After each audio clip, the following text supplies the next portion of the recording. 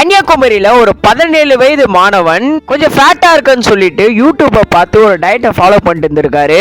ஏத்தவருக்கு மூச்சு திணறல் ஏற்பட்டு இறந்தே போயிட்டாரு. கன்னியாகுமரி கொலைச்சேலை சேர்ந்தவர் தான் சதீஸ்வர். இவர் இப்போ 12th முடிச்சுட்டு இன்ஜினியரிங் காலேஜ் ஜாயின் பண்ணலாம்னு சொல்லிட்டு வெயிட் பண்ணிட்டு இருந்திருக்காரு.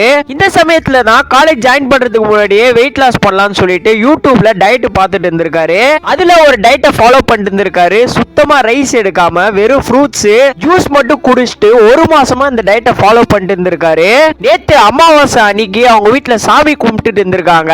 அப்போ அவருக்கு மூச்சு திணறல் ஏற்பட்டிருக்கு. அப்புறம் ஹாஸ்பிட்டல்ல சேர்க்கறாங்க. டாக்டர்ஸ்லாம் இறந்துட்டாங்கன்னு சொல்றாங்க. அதுக்கப்புறம் டாக்டர்ஸ்லாம் விசாரிக்கும் போது தான் தெரியுது அவர் இந்த மாதிரி ஒரு டயட்டை ஃபாலோ பண்ணிட்டு இருந்திருக்காருன்னு. யூடியூப்ல சில ஆன்டிகளா இருக்காங்க. டயட்ன்ற பேர்ல வெறும் பழத்தை மட்டும் சாப்பிடுங்க, வெறும் பழம் ஜூஸை மட்டும் குடிங்க, நீங்க வெயிட் லாஸ் பண்ணலாம் அப்படின்னு சொல்லிட்டு சில ஆன்டிங்க சுத்திட்டு இருக்காங்க. நீங்க தயவு செஞ்சு அந்த டயட்லாம் ஃபாலோ பண்றாதீங்க.